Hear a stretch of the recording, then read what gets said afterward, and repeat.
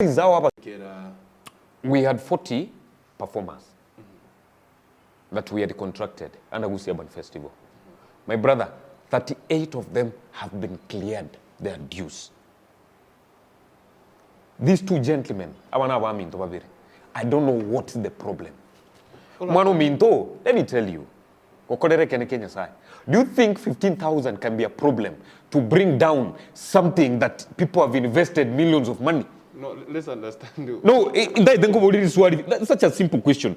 Do you think this is a person we have paid a deposit? Yeah, 15,000.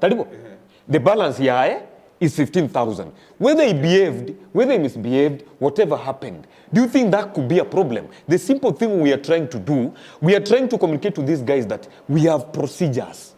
Moving forward, we must be professional.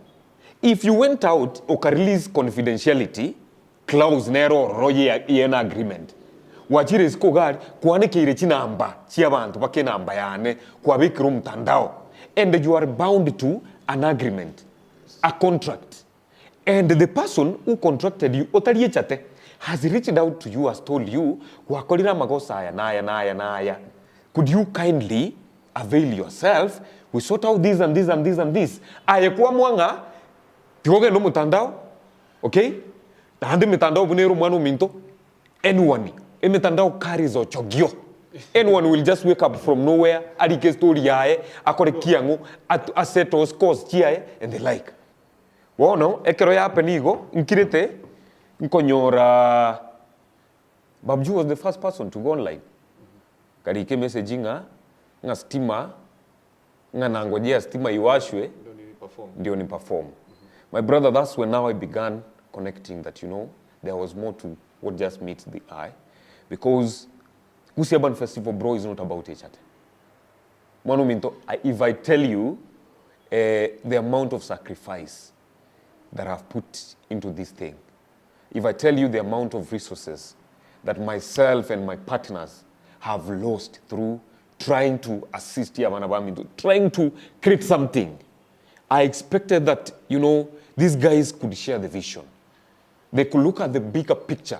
Bro, there is no one single person who has ever created a stage like that one.